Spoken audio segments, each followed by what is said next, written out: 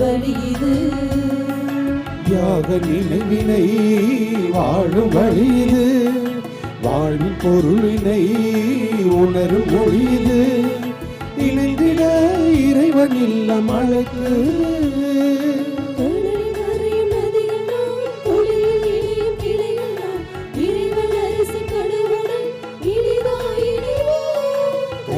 கரையும் நதிகள் நாம் கொடியில் இணையும் கிளைகள் நாம் இறைவன் அரசு கனவுடன் இனிதாயினேவோம்.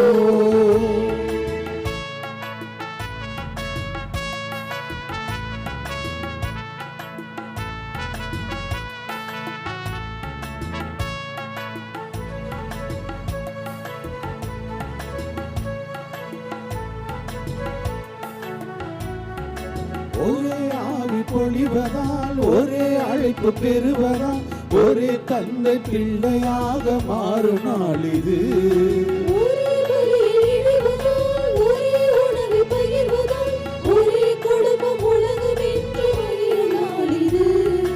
ஒரே உள்ளம் தருவதால் ஒரே எண்ணம் எழுவதால் நெஞ்சமே கோயிலாக மலரு.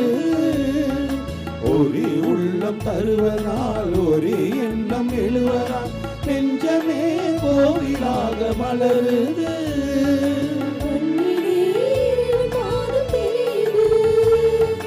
கடலில் கரையும் நதிகள் நாம் கொடியில் இணையும் கிளைகள் நாம் இறைவன் அரசு கனவுடன் இனிதாயினேவோம். கடலில் கரையும் நதிகள் நாம் கொடியில் இணையும் கிளைகள் நாம் இறைவன் அரசு கனவுடன்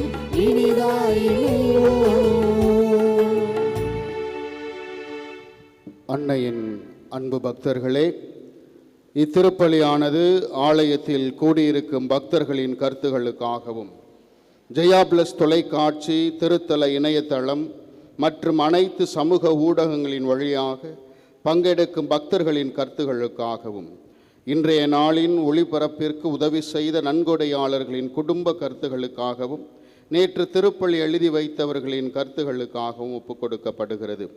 மேலும் இந்த ஒளிபரப்பை காணுகின்ற அனைத்து அன்னையின் பக்தர்களையும் இறைவன் நிறைவாக ஆசீர்வதிக்கவும் இத்திருப்பலியில் மன்றாடுவோம்.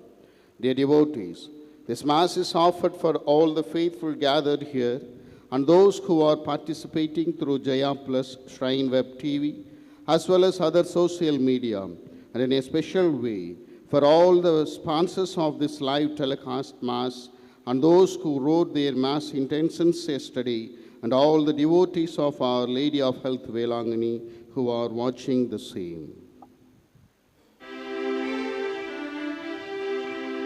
தந்தை மகன் தூய ஆவியாரின் பெயராலே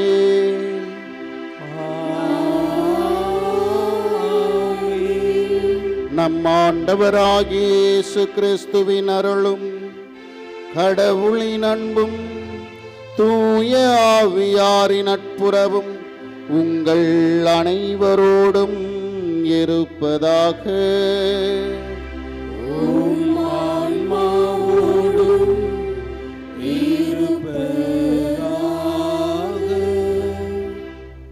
இறைவன் இன்று நம் வாழ்விலே இந்த கிறிஸ்துவ வாழ்க்கையினுடைய அடையாளங்களை அறிமுகப்படுத்துகின்றார். இந்த அடையாளங்கள் நம் வாழ்வில் ஏற்கனவே கொடுக்கப்பட்டிருக்கின்றது.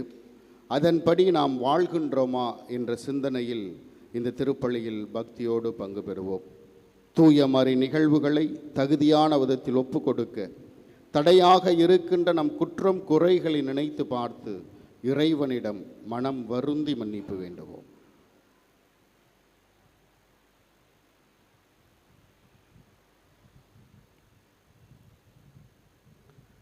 எல்லாம் வல்ல இறைவனிடமும் சகோதர சகோதரிகளே உங்களிடமும் நான் பாவியனை ஏற்றுக்கொள்கின்றேன். ஏனெனில் என் சிந்தனையாலும் சொல்லாலும் செயலாலும் கடமையில் தவறியதாலும் பாவங்கள் பல செய்தேன். என் பாவமே, என் பாவமே, என் பெரும் பாவமே. ஆகையால் எப்பொழுதும் கன்னியான புனித மரியாவையும் வானதூதர் புனிதர் அனைவரையும் சகோதர சகோதரிகளே உங்களையும் நம் இறைவனாகிய ஆண்டவரிடம் எனக்காக வேண்டிக் கொள்ள மன்றாடுகின்றேன். எல்லாமல்ல இறைவன் நம் மீது இரக்கம் வைத்து நம் பாவங்களை மன்னித்து முடிவில்லாத பேரின்ப வாழ்வுக்கு அழைத்து செல்வாராக. ஆமென்.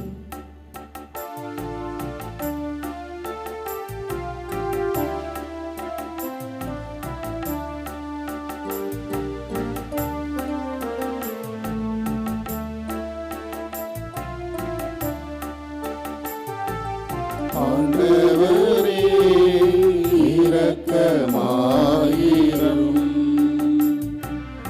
ஆண்டவரே இரக்கமாயிரும். கிறிஸ்துவே இரக்கமாயிரும். கிறிஸ்துவே இரக்கமாயிரும். ஆண்டவரே இரக்கமாயிரும். ஆண்டவரே இரக்கமாயிரும்.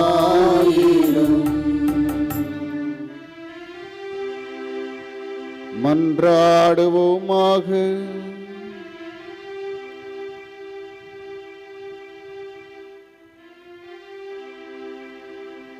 இறைவா, நன்மையானவை அனைத்தும் உம்மிடமிருந்தே வருகின்றன. இவ்வாறு உமது ஏவுதலினால் நாங்கள் சரியானவற்றை உணரவும் உமது வழிநடத்துதலால் அவற்றை நாங்கள் நிறைவேற்றவும் உம்மை வேண்டுவோருக்கு கனிவுடன் அருள்வீராக. உம்மோடும் தூயாவியாரின் ஒன்றிப்பில் இறைவனாய் என்றென்றும் வாழ்ந்து ஆட்சி செய்கின்ற அவர் வழியாக உம்மை மன்றாடுகின்றோ.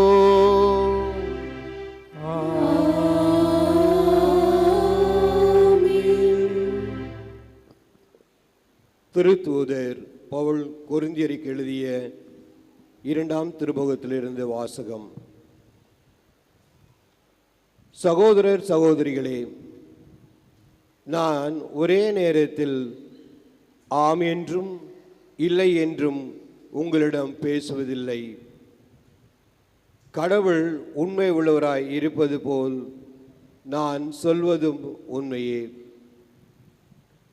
நானும் சில்வானும் திமோத்தியும் உங்களிடையே இருந்தபோது நாங்கள் அறிவித்த இறைமகன் இயேசு கிறிஸ்து ஒரே நேரத்தில் ஆம் என்றும் இல்லை என்றும் பேசுபவர் அல்ல. மாறாக அவர் ஆம் என உண்மையை பேசுபவர். அவர் சொல்லும் ஆம் வழியாக கடவுள் அருளும் எல்லா வாக்குறுதிகளும் நிறைவேறுகின்றன. அதனால்தான் நாம் கடவுளை போற்றி புகழும் பொழுது அவர் வழியாக ஆமன் என சொல்லுகிறோம். கடவுளே எங்களை உங்களோடு சேர்த்துள்ளார். இவ்வாறு கிறிஸ்துவோடு நமக்கு இருக்கும் உறவை அவர் உறுதிப்படுத்துகிறார். அவரே நமக்கு அருள் பொழிவு செய்துள்ளார். அவரே நம் மீட்பை உறுதிப்படுத்தும் அடையாளமாக தூய ஆவியை நம் உள்ளத்தில் பொழிந்து நம் மீது தம் முத்திரையை பதித்தார். ஆண்டவர் வழங்கும் அருள்வாக்கு. இறைவனுக்கு நன்றி. திருப்பாடல் 119 பதிலுரை பாடல் பல்லவி. உம் ஊழியன் மீது உமது முக ஒளி வீசச் செய்யும்.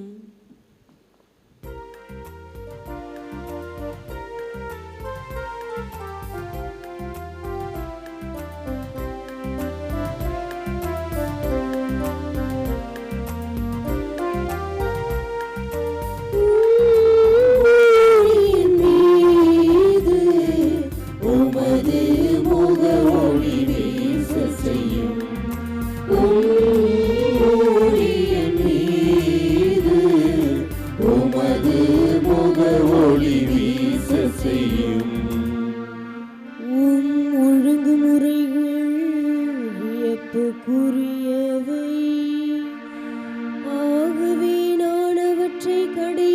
பார்த்து வருகின்றேன்.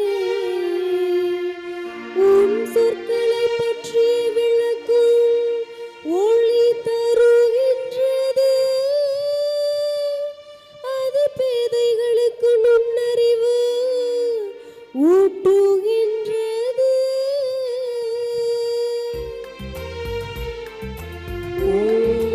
ஒளியின் மீது உமது முக ஒளி வீச செய்யும். ஒளியின் மீது உமது முக ஒளி வீச செய்யும். உன் பெயரின் மீது பற்று கொண்டோருக்கு நீர் வழக்கம் போல் செய்வது போல் என் பக்கம் திருப்பி எனக்கும் இரங்கும். உமது வாக்கில் என் காலடிகளை நிலைப்படுத்தும். தீயது எதுவும் என்னை மேற்கொள்ள விடாதே.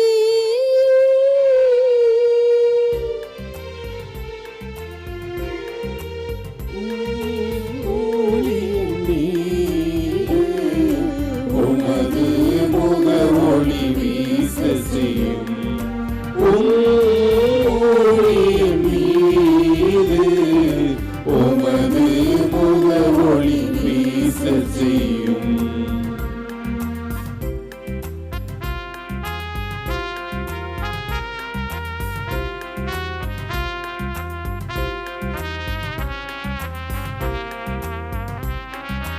அல்லேலூயா, அல்லேலூயா, அல்லேலூயா. அல்லேலூயா, அல்லேலூயா, அல்லேலூயா. உங்கள் ஒளி மனிதர் முன் ஒளிர்க. அப்பொழுது மக்கள் உங்கள் நற்செயல்களை கண்டு உங்கள் விண்ணக தந்தையை போற்றி புகழ்வார்கள்.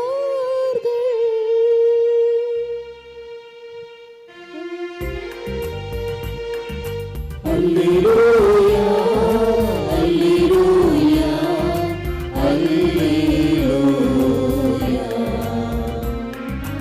அல்லேலூயா, அல்லேலூயா, அல்லேலூயா.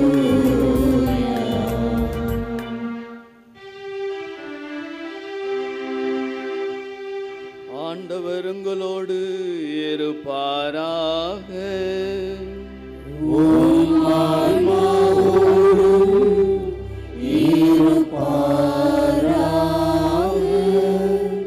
புனித மத்தேயு எழுதிய நற்செய்தியிலிருந்து வாசகம். ஆண்டவரே, மாட்சி உமக்கே. அக்காலத்தில் இயேசு தம் சீடரை நோக்கி கூறியது, நீங்கள் மண்ணுலகிற்கு உப்பாயிருக்கிறீர்கள். உப்பு உவர்பெற்று போனால் எதை கொண்டு அதை உவர்ப்புள்ளதாக்க முடியும்? அது வெளியில் கொட்டப்பட்டு மனிதரால் மிதிபடும், வேறு ஒன்றுக்கும் உதவாது. நீங்கள் உலகிற்கு ஒளியாய் இருக்கிறீர்கள். மலை மேல் இருக்கும் நகர் மறைவாய் இருக்க முடியாது. எவரும் விளக்கை ஏற்றி மரக்காலுக்குள் வைப்பதில்லை, மாறாக விளக்கு தண்டின் மீதே வைப்பர். அப்பொழுதுதான் அது வீட்டில் உள்ள அனைவருக்கும் ஒளி தரும். இவ்வாறே உங்கள் ஒளி மனிதர் முன் ஒளிர்க. அப்பொழுது அவர்கள் உங்கள் நற்செயல்களைக் கண்டு உங்கள் விண்ணக தந்தையை போற்றி புகழ்வார்கள்.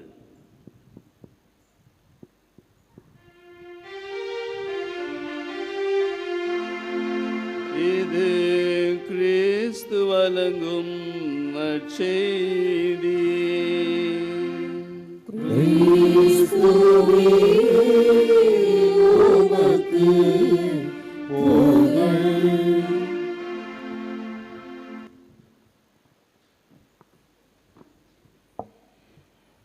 இரு இயேசுவில் பிரியமானது அருமையான சகோதரமே, கிறிஸ்துவ வாழ்வினுடைய நோக்கத்தையும் கிறிஸ்துவ வாழ்வினுடைய அடையாளத்தையும் இறைவன் இந்த நாளிலே அறிமுகப்படுத்துகின்றான். ஐரோப்பிய நாட்டில் உள்ள ஒரு கிராம பங்கில் அந்த பங்கு மக்கள் அனைவரும் திருப்பலிக்கு வருகின்ற பொழுதும் இறை வழிபாட்டிற்கு வருகின்ற போதும் ஆலயத்திற்கு கையிலேயே ஒரு விளக்கை எடுத்துட்டு வருவார்களாம். அந்த விளக்கை அவர்கள் அமர்கின்ற இடத்தில் இருக்கின்ற விளக்கு தண்டின் மீது வைப்பார்களாம். அந்த வெளிச்சத்தில் தங்கள் அருகில் உள்ள தன்னுடைய சகோதரன் சகோதரிகளையும் பார்ப்பார்கள், தங்களையும் அவர்கள் அறிமுகப்படுத்திக்குவார்களாம். ஒரு நாள் அந்த ஆலயத்திற்கு சுற்றுலா பயணி சென்றிருந்தார். இந்த நிகழ்வை பார்க்கின்றார்.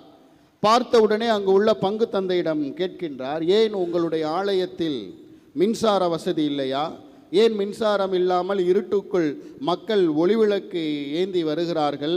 இதை வைத்துக்கொண்டு நீங்கள் வழிபாட்டை சிறப்பித்து கொண்டு இருக்கிறீர்களே, என்ன காரணம் என்று கேட்ட பொழுது அந்த பங்கு தந்தை மிக அழகான ஒரு விளக்கத்தை சொன்னாராம். இந்த ஒளி கிறிஸ்துவின் அடையாளமாக அவர்கள் இருக்கிறார்கள் என்பதை அவர்கள் உணர வேண்டும். அத்தோடு மட்டும் இல்லாமல் நாங்கள் கிறிஸ்துவின் அடையாளங்கள் என்பதை மற்றவர்களுக்கு உணர்த்த வேண்டும் என்பதற்காக தான் இந்த ஒளியை அவர்கள் கையில் ஏந்தி வருகிறார்கள்.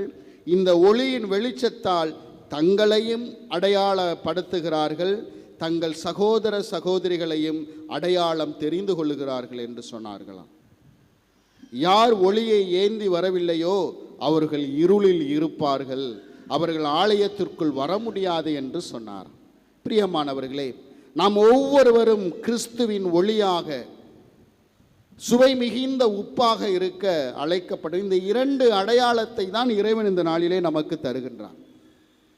ஏன் இந்த உப்பையும் ஒளியையும் இறைவன் ஒரு அடையாளமாக கிறிஸ்துவ வாழ்வினுடைய அச்சாணியாக ஏன் அவர் தர வேண்டும்?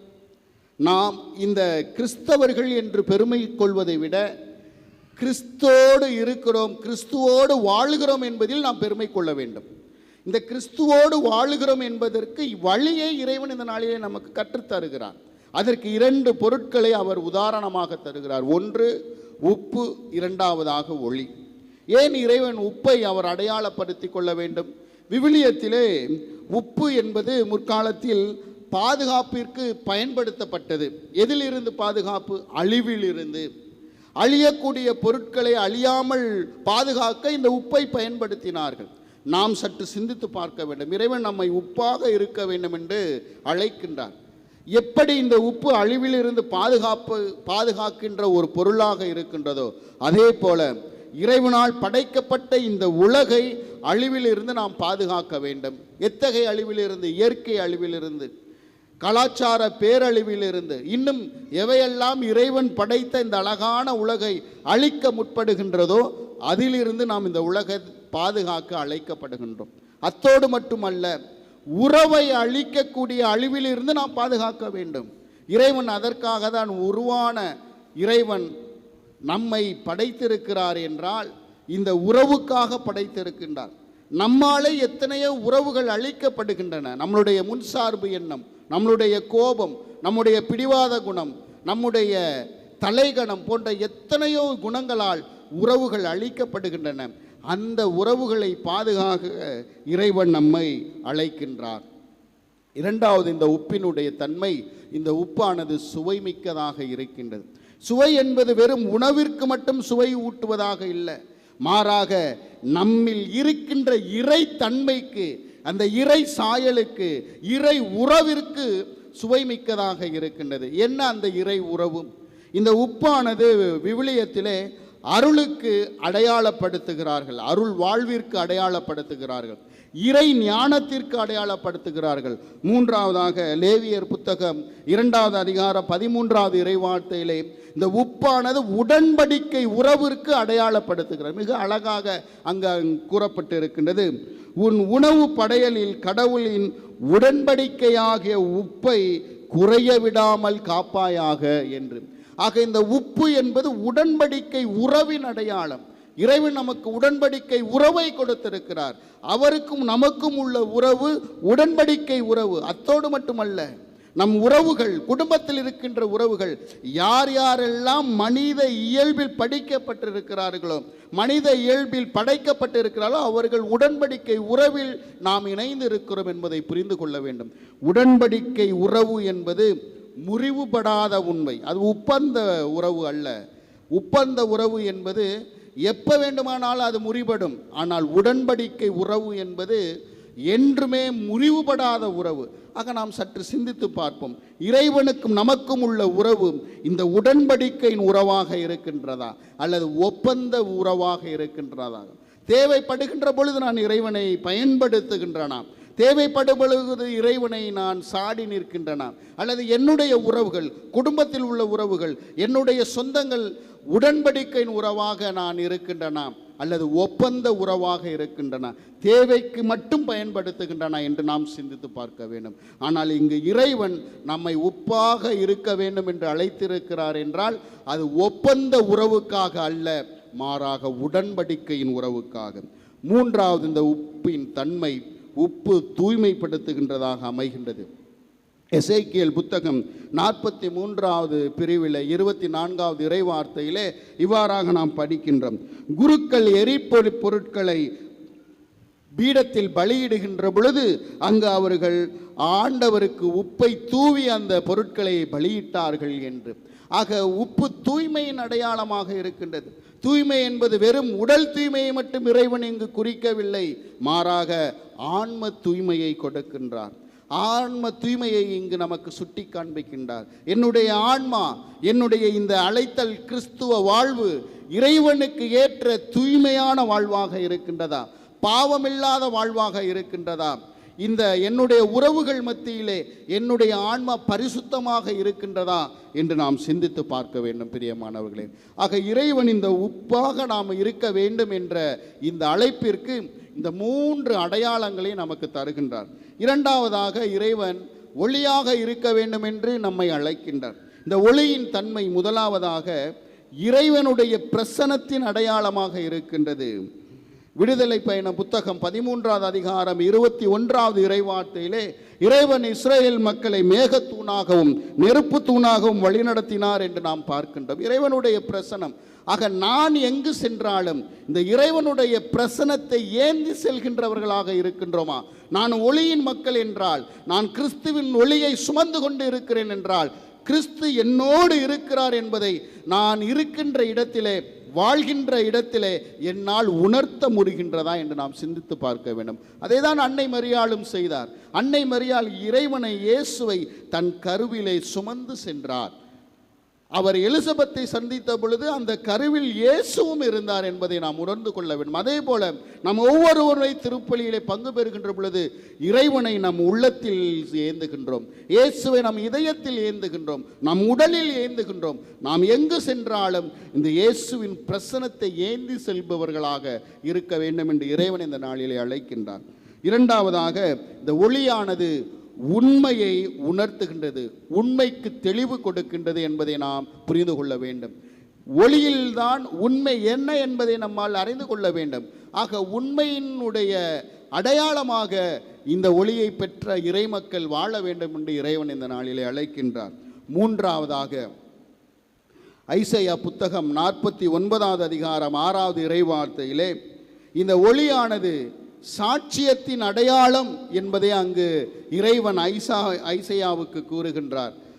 சாட்சியத்தின் அடையாளம் என்ன? சாட்சியம் நாம் வாழுகின்ற இந்த கிறிஸ்துவ வாழ்வின் சாட்சியத்தின் அடையாளமாக இருக்க வேண்டும். ஆக பிரியமானவர்களே, இந்த நாளிலே நாம் இந்த ஒளியின் மக்களாக, உப்பின் மக்களாக எதை தேர்ந்தெடுத்து வாழ வேண்டும் என்று இறைவன் சொல்லவில்லை.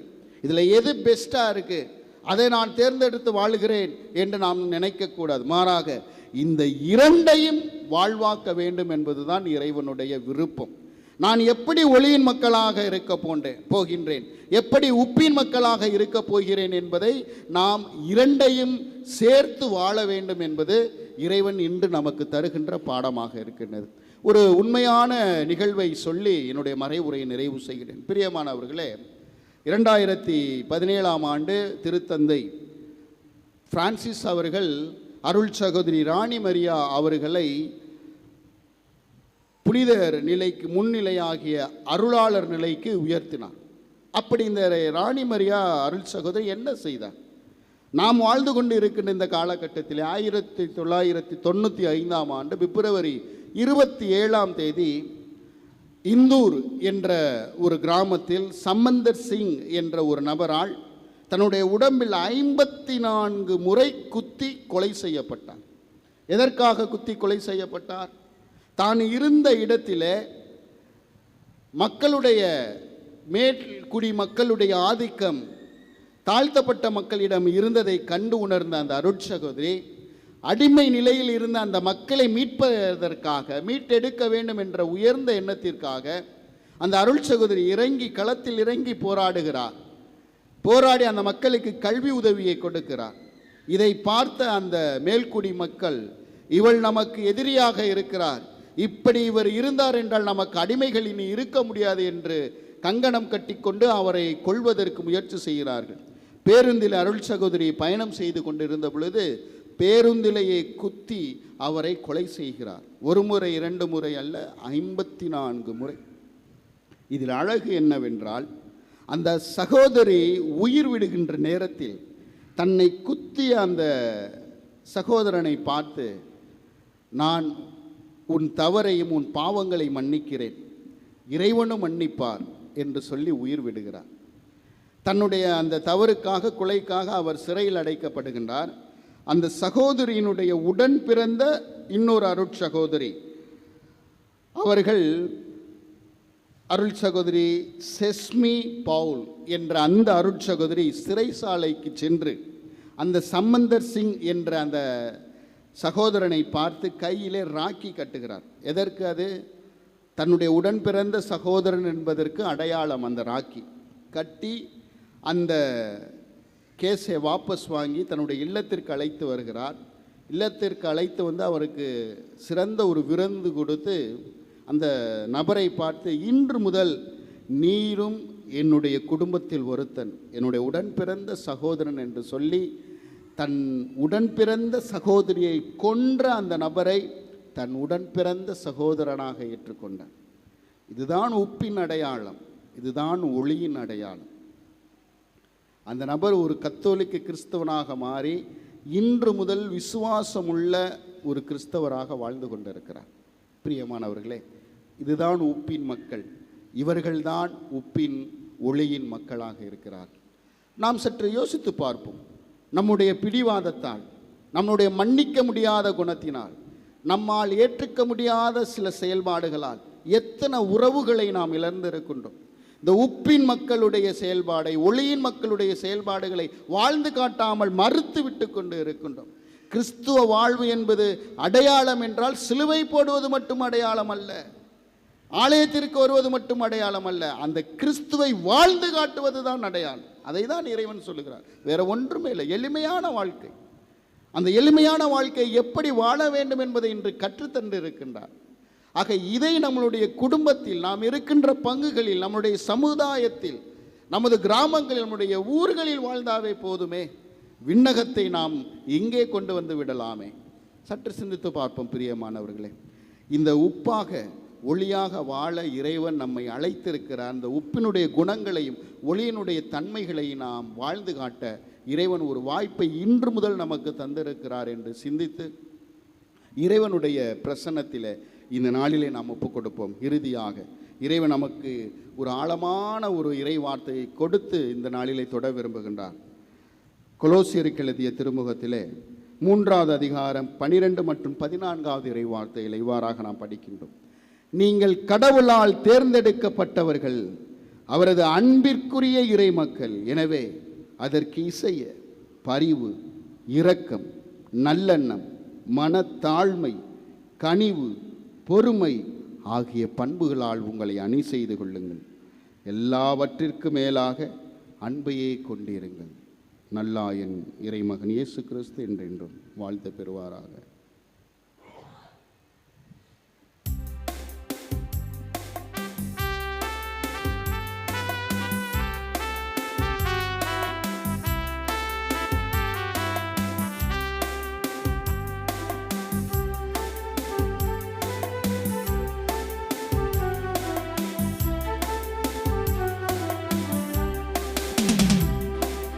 என்னை தந்தேன், எல்லாம் தந்தேன், என் வாழ்வை பலியாக்கவே.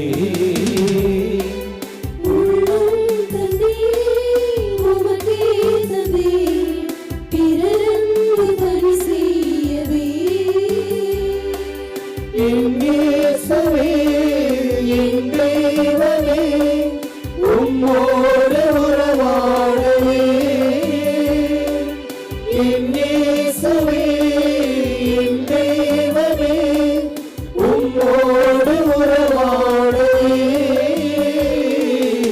என்னை தந்தேன், எல்லாம் தந்தேன், என் வாழ்வை பலியாக்கவே. சகோதர சகோதரிகளே, என்னுடையதும் உங்களுடையமான இப்பலி எல்லாம் வல்ல இறைவனுக்கு ஏற்றதாகும்படி மன்றாடுங்கள்.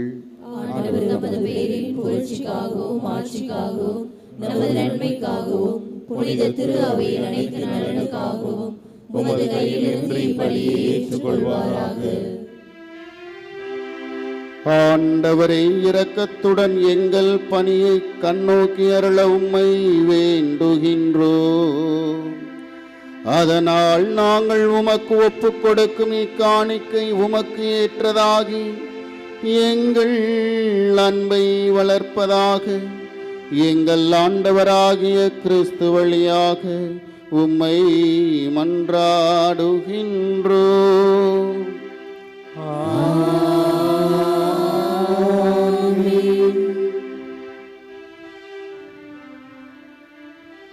ஆண்டவர் உங்களோடு இருப்பாராக.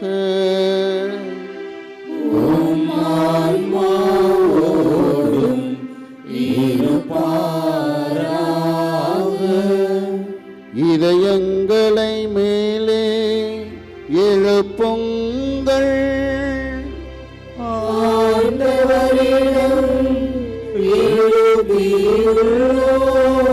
நம் இறைவனாகிய ஆண்டவருக்கு நன்றி கூறுவோம். அது தகுதியும் நீதியும் ஆனதே. ஆண்டவரே, தூயவரான தந்தையே, என்றும் உள்ள எல்லாம் வல்ல இறைவா, எந்நாளும் எவ்விடத்திலும் நாங்கள் உமக்கு நன்றி செலுத்துவது மெய்யாகவே தகுதியும் நீதியுமாகும். எங்கள் கடமையும் மீட்புக்குரிய செயலுமாகும். ஏனெனில் எங்கள் புகழுரை உமக்கு தேவையன்று, ஆயினும் நாங்கள் உமக்கு நன்றி செலுத்துவது உமது அருட்கொடையினாலே. நாங்கள் உம்மை புகழ்ந்துரைப்பது உமது ஆட்சியை மிகுதிப்படுத்தாது எனினும், எங்கள் ஆண்டவராகிய கிறிஸ்து வழியாக நாங்கள் மீட்படைய பயன்படுகின்றது. ஆகவே வானதூதர் அனைவரோடும் நாங்களும் உம்மை புகழ்ந்தேத்தி மகிழ்ச்சியுடன் அறிக்கையிட்டு பாடுவதாவது: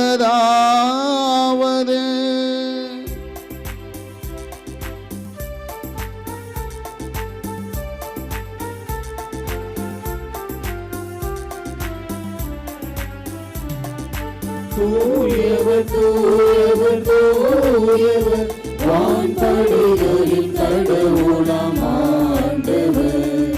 விண்ணகமும் மண்ணகமும் உமது மாட்சியால் நிறைந்துள்ளன. உன்னதங்களிலே ஓசன்னா, உன்னதங்களிலே ஓசன்னா. ஆண்டவர் பெயரால் வருகிறவர் ஆசி பெற்றவர்.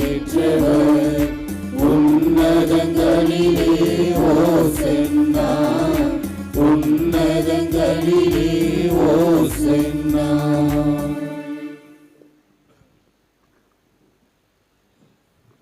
ஆண்டவரே, நீர் மெய்யாகவே தூயவர், தூய்மை அனைத்திற்கும் ஊற்று. ஆகவே உம்முடைய ஆவியை பொழிந்து காணிக்கைகளை தூய்மைப்படுத்த உம்மை வேண்டுகின்றோம். இவ்வாறு எங்கள் ஆண்டவர் இயேசு கிறிஸ்துவின் திரு உடலும் திரு இரத்தமுமாக எங்களுக்கு இவை மாறுவனவாக. அவர் பாடுபட உளம் கனிந்து தம்மை கையளித்த போது அப்பத்தை எடுத்து நன்றி செலுத்தி அதை பிட்டு தம் சீடர்களுக்கு அளித்து அவர் கூறியதாவது: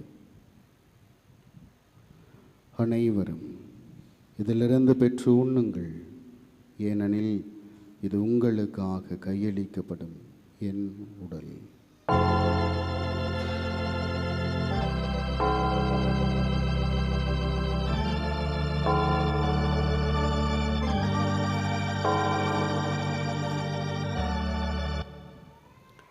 அவ்வண்ணமே இரவு விருந்தை அருந்தியபின் கிண்ணத்தையும் எடுத்து மீண்டும் உமக்கு நன்றி கூறி தம் சீடர்களுக்கு அளித்து அவர் கூறியதாவது: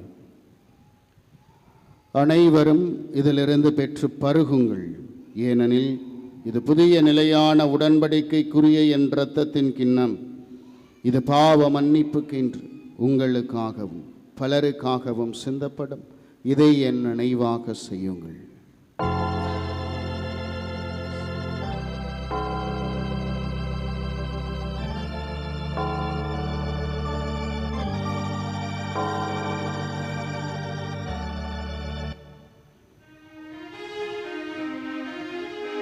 நம்பிக்கையின் மறைபொருள்.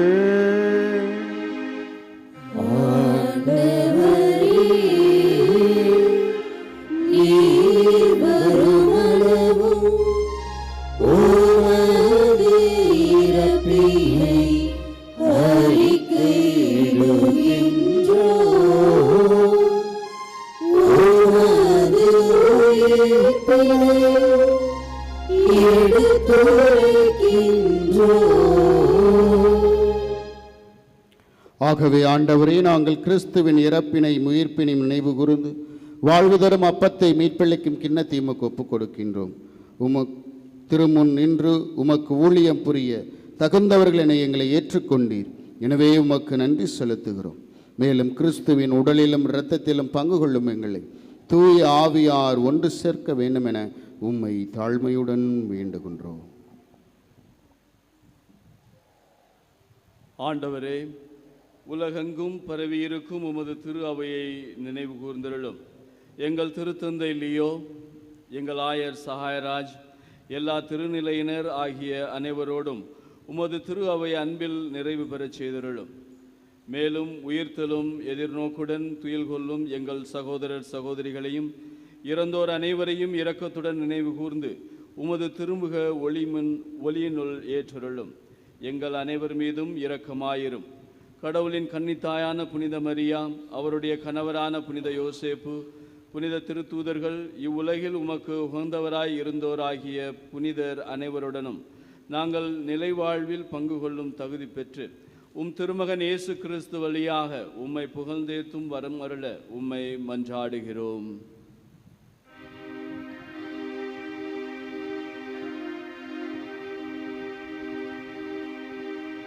இவர் வழியாக இவரோடு இவரில் எல்லாம் வல்ல இறைவனாகிய தந்தையே, தூய ஆவியாரின் ஒன்றிப்பில் எல்லா புகழும் மாட்சியும் என்றென்றும் உமக்கு உரியதே.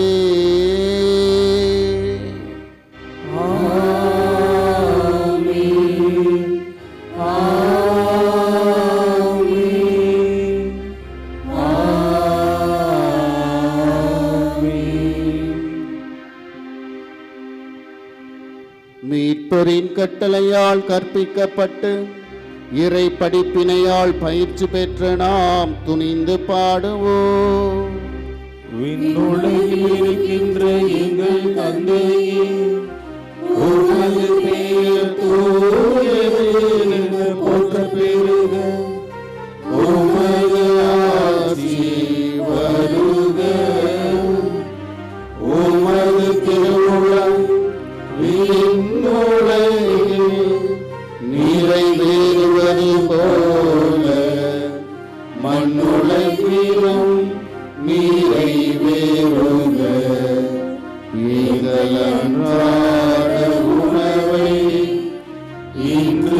எங்களுக்கு தாரும். எங்களுக்கு எதிராக குற்றம் செய்வோரை நாங்கள் மன்னிப்பது போல எங்கள் குற்றங்களை மன்னியும். எங்களை சோதனைக்கு உட்படுத்தாதேயும். தீமையிலிருந்து எங்களை விடுவித்தருளும். ஆண்டவரே, தீமை அனைத்திலுமிருந்து எங்களை விடுவித்து எங்கள் வாழ்நாளில் அமைதியை கனிவுடன் அருள உம்மை மன்றாடுகின்றோம். உமது இரக்கத்தின் உதவியால் நாங்கள் பாவத்திலிருந்து எப்போதும் விடுதலை பெற்று யாதொரு கலக்கமுமின்றி நலமாயிருப்போமாக. நாங்கள் எதிர்நோக்கி இருக்கும் பேரின்பத்திற்காகவும் எம் மீட்பராகிய இயேசு கிறிஸ்துவின் வருகைக்காகவும் காத்திருக்கின்றோம். ஆண்டவரே இயேசு கிறிஸ்துவே, அமைதியை உங்களுக்கு விட்டு செல்கிறேன், என் அமைதியை உங்களுக்கு தருகிறேன் என்று உம் திருத்தூதர்களுக்கு மொழிந்தீரே.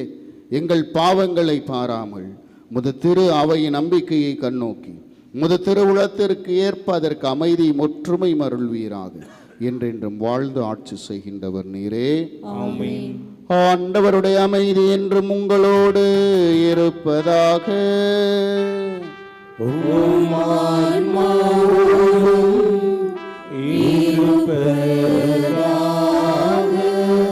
ஒருவருக்கொருவர் இறைவன் தருகின்ற அமைதியை பகிர்ந்து கொள்வோம். உலகின் பாவங்களை போக்கும் இறைவனின் செம்மறியே, எங்கள் மேல் இரக்கமாயிரும். உலகின் பாவங்களை போக்கும் இறைவனின் செம்மறியே, எங்கள் மேல் இரக்கமாயிரும். உலகின் பாவங்களை போக்கும் இறைவனின் செம்மறியே, எங்களுக்கு அமைதியை அளித்தருளும். இதோ இறைவனின் செம்மறி, இவரே உலகின் பாவங்களை போக்கின்ற இறைவன். செம்மறியின் விருந்திற்கு அழைக்க பெற்றோர் பேறு பெற்றோர். ஆண்டவரே, நீர் என் இல்லத்தில் எழுந்தருள நான் தகுதியற்றவன். ஆனால் ஒரு வார்த்தை மட்டும் சொல்லி அருளும், எனது ஆன்மா நலமடையும்.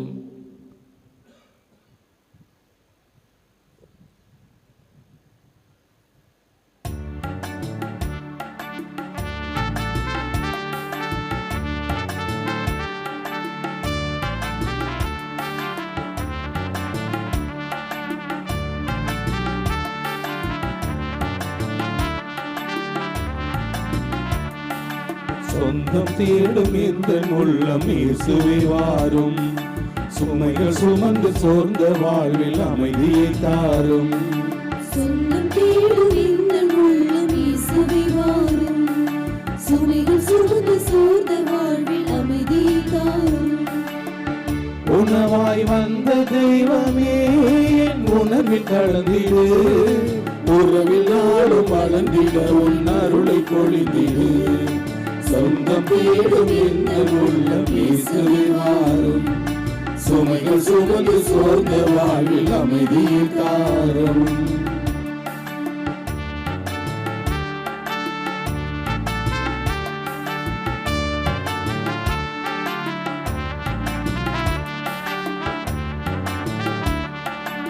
ஓடை நீரை நாடி வரும் மாறி நிலையினில் உயிரில் தாகம் தீர்க்கும் உந்தன் அன்பை எண்ணியே நான் ஏங்கினேன் இதயம் திறந்தேன். ஓடை நீரை நாடி வரும் மாறி நிலையினில் உயிரில் தாகம் தீர்க்கும் உந்தன் அன்பை எண்ணியே நான் ஏங்கினேன் இதயம் திறந்தேன். இனிமை சேர்த்திடவா இயேசுவே, உன் பாதம் தொடர்ந்திடவே. ஆற்றலை அளித்திடவா, துணையினி வருகையில் தயக்கமில்லையே. துயிலும் போதும் நடக்கும் போதும் கலக்கமில்லையே. துணையினி வருகையில் தயக்கமில்லையே. துயிலும் போதும் நடக்கும் போதும் கலக்கமில்லையே. சொந்தம் தேடும் இந்த உள்ளம் இயேசுவே வாரும். சுமைகள் சுமந்து சோர்ந்த வாழ்வில் அமைதியை தாரும்.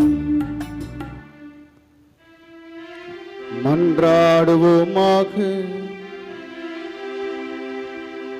ஆண்டவரை நலமழைக்கும் உமது செயல் எங்களை தீய நாட்டங்களிலிருந்து விடுவிக்க உம்மை வேண்டுகின்றோ. இவை எங்களை நேரிய வழியில் நடத்தி செல்ல கனிவுடன் அருள்வீராக. எங்கள் ஆண்டவராகிய கிறிஸ்து வழியாக உம்மை மன்றாடுகின்றோ.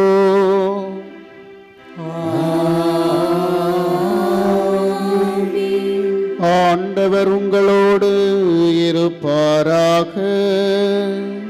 உம் ஆன்மாவோடும் இருப்பாராக. புனித ஆரோக்கிய அன்னையின் ஆசீர் பெற மன்றாடுவோம்.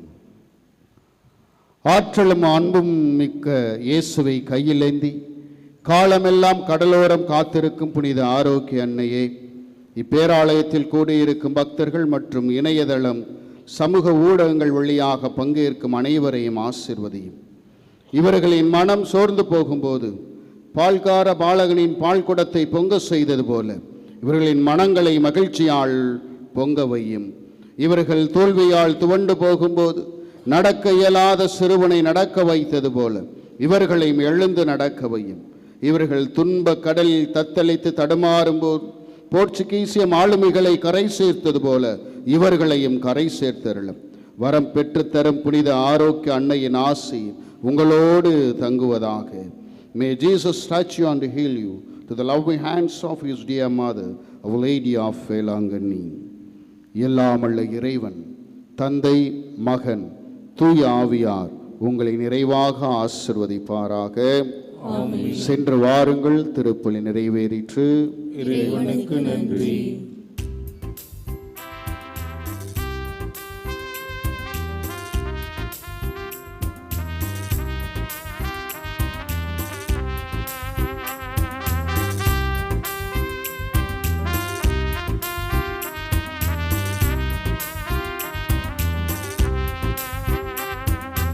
அம்மா எங்கள் தாயே, உன்னை பாடாத நாளில்லை.